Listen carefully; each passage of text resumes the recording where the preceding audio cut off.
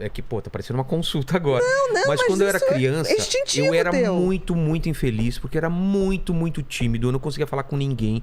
Isso me incomodava de um jeito. Eu era afim de uma garota, eu não conseguia nem pensar na possibilidade. De falar. E teve um... Não conseguia apresentar o trabalho na frente, eu não conseguia fazer então você nada. tinha fobia social. Fobia social. Isso mesmo. E eu, conscientemente, eu falei, eu vou mudar isso e vou... E foi um dia que eu decidi isso. Tá me fazendo muito mal. E aí eu falei, quem vai apresentar o trabalho? E eu morrendo de medo, eu falei, vou apresentar o trabalho. Quem vai chegar naquela garota? Eu vou chegar. Cara, e eu não sei, eu me joguei. E eu fiquei tão feliz de cada conquista que eu e isso de criança, tô falando eu entendi. sexta, sétima série. Mas me fazia mal de um jeito que eu não conseguia viver. Eu não conseguia falar pros meus pais. Chegava a visita em casa, eu desenhava, mostra o desenho. Eu me escondia no quarto. E aquilo me fazia mal, eu não conseguia me relacionar com as pessoas. E aí eu fui vencendo isso aos poucos. E até hoje eu sou tímido, mas eu consigo, eu sei você como vencer. Você sabe que vai dar certo. Olha o que você fez. Você fez uma coisa que é assim, medo e a fobia social, medo. Ó, vou te dar um exemplo pra você entender como que eu era. Eu adoro futebol. Adoro. Meus pais sempre... Minha família sempre morou na praia, em Santos.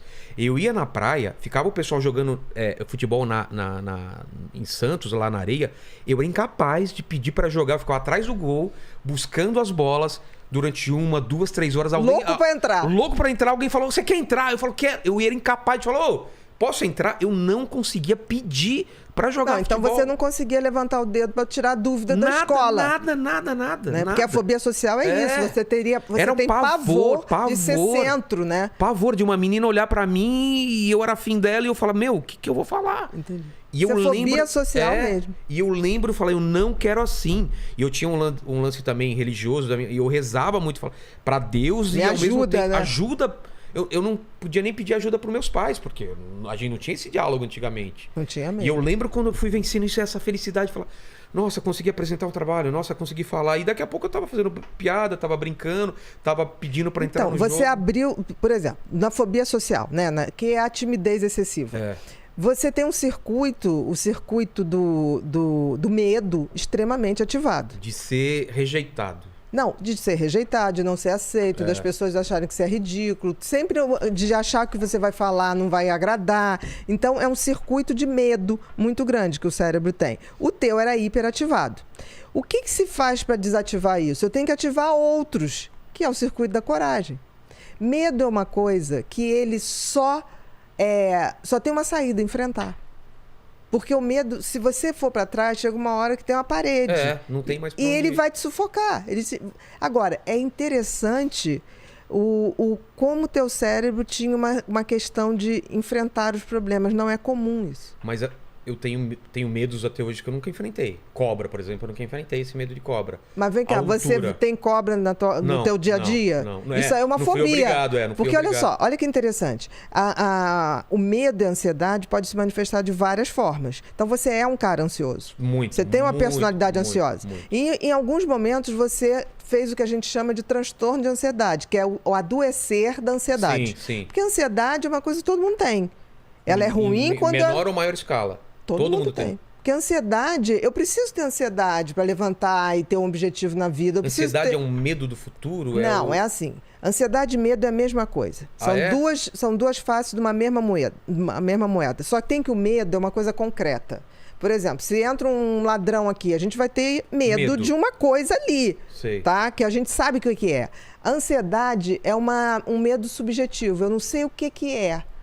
Aquilo não vai me matar. Por exemplo, falar na frente de uma plateia não ia te matar. Ninguém estava ali com a metralhadora. Mas o teu cérebro interpretava como uma questão de vida ou morte. Por quê? Porque certamente você nasceu com esse sistema límbico do medo mais ativado. Entendi. Aí você vai ver na família, tinha algum avô ou pai que tinha a mesma coisa, mas não tinha coragem de falar. Entendi. Porque na época não falava. Aí o que fazia? Era o cara que ia trabalhar num lugar que ele não precisasse lidar com o público. Era o cara que ia trabalhar numa fábrica onde ele ficava fazendo uma função de botar um parafuso ali, sem falar com ninguém. É que meus pais eram professores. Os dois eram de falar público, sabiam falar bem, assim, Mas você pode ver que tinha um avô, uma avó. Tá. Porque a genética não é pai e mãe. Genética é um jogo de probabilidade. Você pode pegar a genética de um bisavô.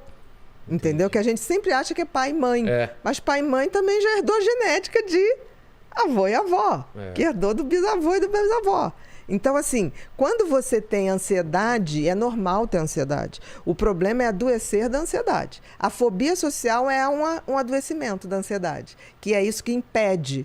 E você está falando uma coisa tão interessante. Primeiro, interessante é você ter percebido isso e você partiu para enfrentar. Que me fazia muito mal. Mas é sensacional. Era... O tratamento de fobia social é fazer isso. O que a gente propõe para o fóbico social? Olha só, a gente vai te preparar para você enfrentar. Então, tem uns que não conseguem enfrentar. Você primeiro tem que medicar para ele enfrentar, para depois você ir tirando o remédio e falar, tá vendo como dá?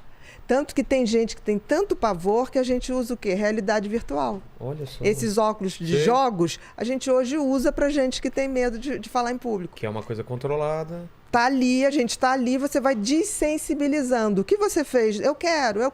Você foi desensibilizando teu cérebro.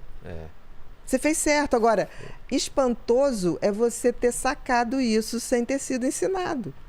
Você não é burro, você é inteligente. Mas eu acho que foi uma forma de sobrevivência também, porque eu tava me fazendo muito mal. Tá, mas você teve a coragem. Sim. Porque a maioria das pessoas vai evitar aquilo o resto da vida. Estamos falando assim de passar 3 anos assim, tomar decisão depois de 3 anos passando. Ok, mas você chegou ao limite. Porque o que acontece, limite, por exemplo, as pessoas que têm fobia social geralmente me procuram para tratar a fobia social quando entra na faculdade, quando vai ter que apresentar o TCC. Que não tem coragem. Que ele fala, agora não tem mais jeito. Como é que eu vou fazer? Agora eu tenho que... E tá entre uma das maiores fobias, né? Falar em público é uma das maiores... Fobia que tem. Então, vou te dar um dado científico.